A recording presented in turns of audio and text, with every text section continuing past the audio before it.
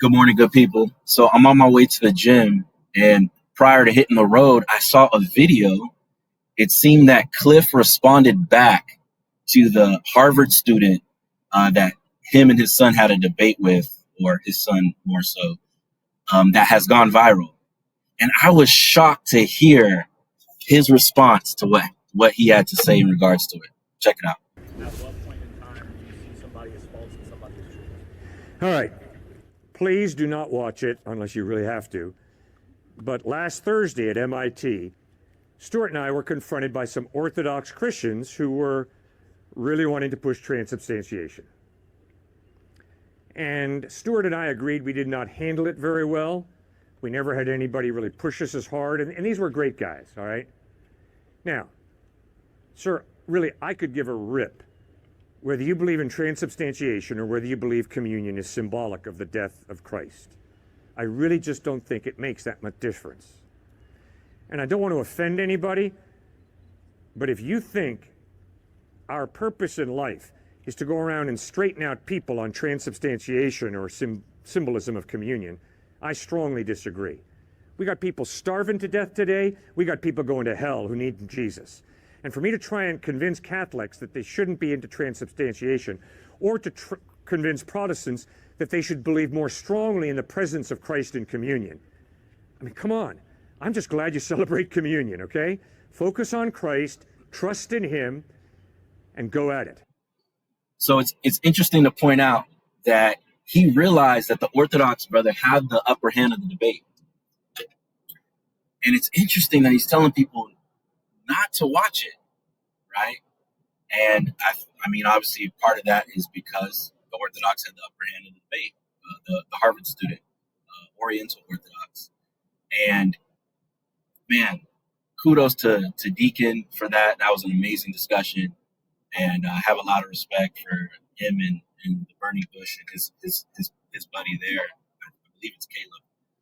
But another thing that is interesting about this response is Cliffe says, I don't give a rip about whether somebody holds to the real presence or not.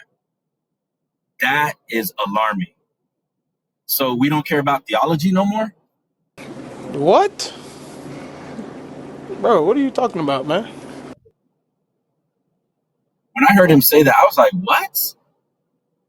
Shocked, literally shocked. Like think about the implications of that. I hope anybody that has saw the debate and is now looking into Orthodox Christianity, or is studying the early church to any degree, process what he just said there as a response. One, he already admitted that the Orthodox guy had the upper hand, and Cliffe seems like a great guy, so I'm not even coming for him. But two, now he tells you he doesn't really care. Like, it doesn't really matter to him whether someone holds to that or not. Well, who cares what Cliffe thinks? Like, why would we listen to Cliffe over Christ? You know what I mean? Like, why would we listen to Cliffe over the early church? Ignatius, who was Jesus Christ, makes it very plain that the heterodox do not accept the Eucharist as the actual body and blood of Christ. The same body and blood, that the same Christ that suffered for us on the cross, the same Christ that resurrected. It's that same Christ. So how is this a matter of you could choose to hold it or not? And then he gives you what he considers his essentials. And he did name some things that were essential, right? However, why does Cliffe get to decide what is Christianity, or what we ought to hold to? The Eucharist is not no casual matter. Like, imagine if he said this in regards to, like, if the conversation was about baptism.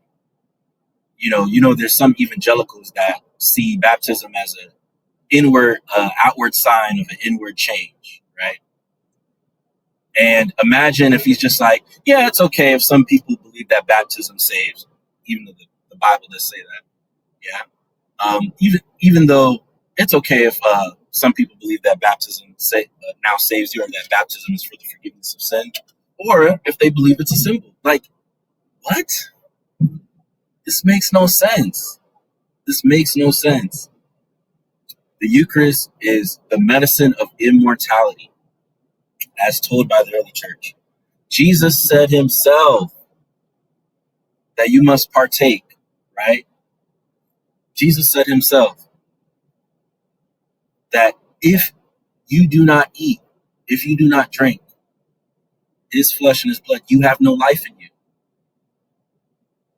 His body and blood gives eternal life.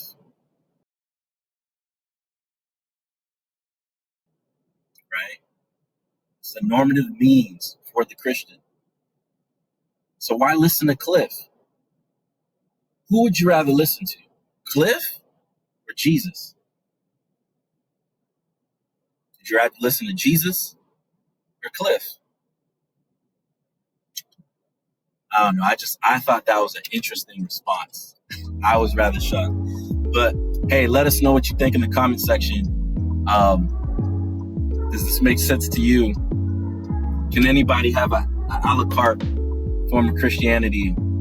Just kind of hold to whatever you want, your flavor. Clearly not.